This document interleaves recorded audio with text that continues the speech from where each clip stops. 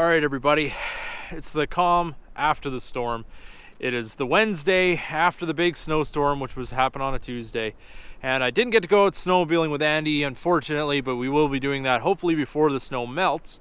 But I just kind of wanted to go over the carnage I had with my snowplow. Now, this is supposed to be your main support that goes onto the blade. And as you can see, it is completely cracked off and destroyed. So I thought to myself, no big deal. I'm gonna call up Can-Am and I'm gonna say, okay, I need this piece and no big deal, we'll replace it and on we go. Because I did hit a stump with this at one point. It wasn't super hard. It was probably something that you'd normally expect with snowplow use, seeing in how we live in Pennsylvania and we don't get a lot of snow. So the amount of uses on this thing is maybe like one Canadian winter in the 4 years that I've had it. So anyways, I called them up. I said, I need this part for my snowplow. And the guy said, yeah, well, that's great, but they don't sell it. So if you want to replace that part with a Can-Am part, you're gonna have to buy the entire structure that goes onto the machine, which was a grand total of $650. And the entire plow was like $800. So $650 for that piece that was built out of this really thin material. I mean, look at this stuff. This is super thin. So I was not very impressed, and it's a good thing I know a guy named Westy who owns Westy's Speed Shop, and he does all kinds of fabrication work and welding and everything. He did Carmageddon ZL1's cage in his Camaro. He does absolutely phenomenal work. So I called him up. He said, not a problem, bring it down to him, he'll check it out. So here we go. I'm gonna load her up and we're gonna go see him. Thought it was windy at home. It's even windier here, but we're here at Westy's. Let's go check it out.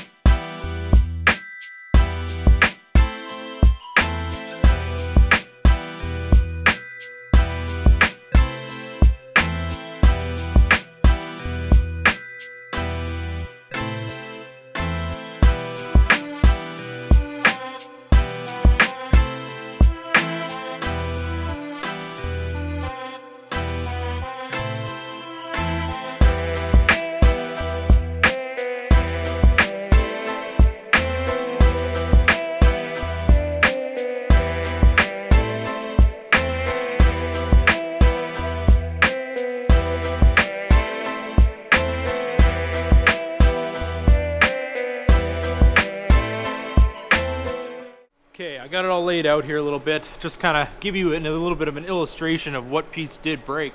But this is the piece that we ended up throwing away, because as you can see, it cracked all the way around, both sides, and basically obliterated this piece.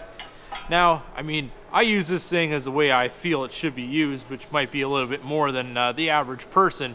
But I don't really use it as much as I would have used it had I lived in Canada. So I would have destroyed this thing probably in the first year, if I could, you know, put it that way. But as far as Can-Am goes, if you have to buy this plow, just know that if you hit a stump or you hit something underneath the snow, there's a very good chance you're going to destroy this in the same way. And hopefully you know a fabricator as good as Westy at Westy's Speed Shop who will fix you up with a brand new piece that is a lot stronger and is going to avoid this kind of damage in the future. So there you go. Now you see what I did. So how badly did I screw this thing up? It was definitely beyond repair. I would say. Needed replacement and improvement. So as you can see, the new piece versus the old piece. And what did you say the thickness difference is between this old tubing and the new stuff? 3/32 thicker than this, I think is what it is. So, just about an eighth. So we improved this part of the plow? Well, I hope so. And you know, this is cheap steel too. This is quality steel. This is, as you can see, it quivers. You know, there's not a whole lot of. Yeah, it's not very good. And look at all the rust that we have here already. So, not a very good quality steel, but I guess you get what you pay for. Yeah, indeed. So we found a little bit of a design flaw in this. So Westy, what do you have for Can-Am's engineers as far as this goes? Don't skimp out and have your guys run the MIG welder for like another minute maybe, you know, and you probably won't have all this stuff happen.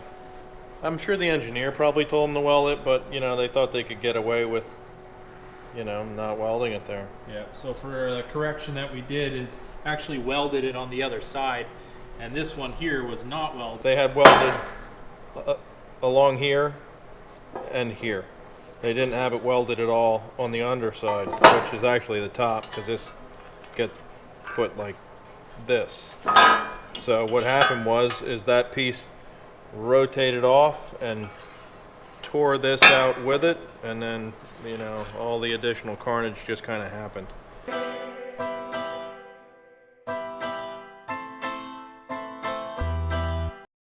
Well, everybody, it is again the next day. We're on to Thursday now, and last night we spent pretty much till about 11:30 at night getting the new piece fabricated up for the snowplow. But thanks to Westy, he got the job done. It looks awesome. Today was painting it for me, let me know, and it's all ready to be picked up. So we're actually going to be reassembling that and putting it together on my trailer.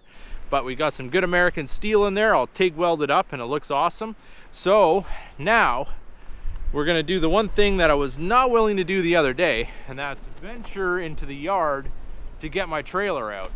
Now, I did try with the Commander, and I was unsuccessful because of how new the snow was.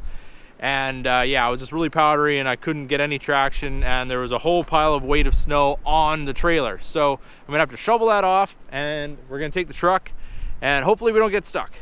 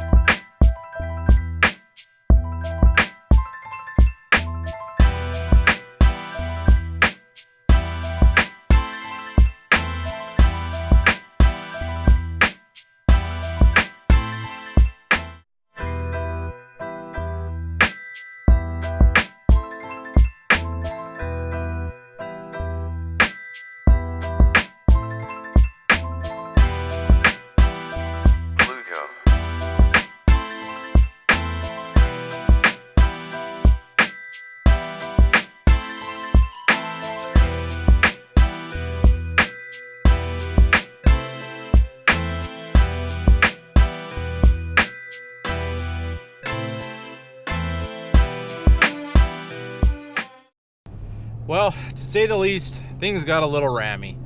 I got the truck down enough to get it stuck, actually even going up a hill, which I didn't even know you could do, but apparently you can.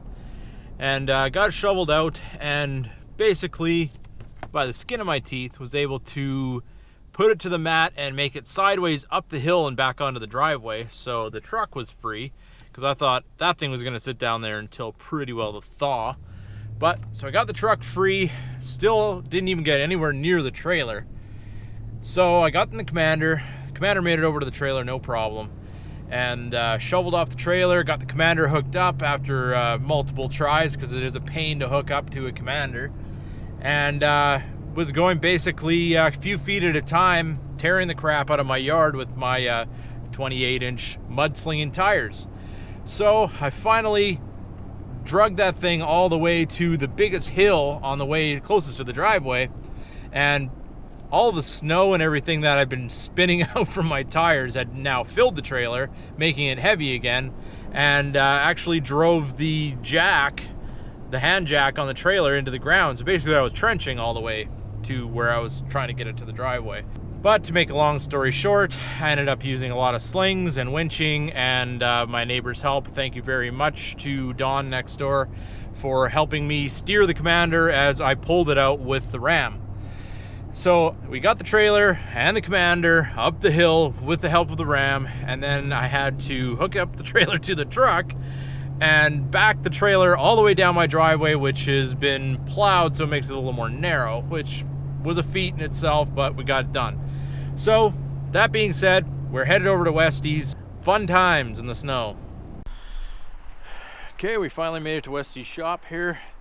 As everybody can see, the trailer still has a lot of carnage from my yard. But, if you never give up, you always succeed.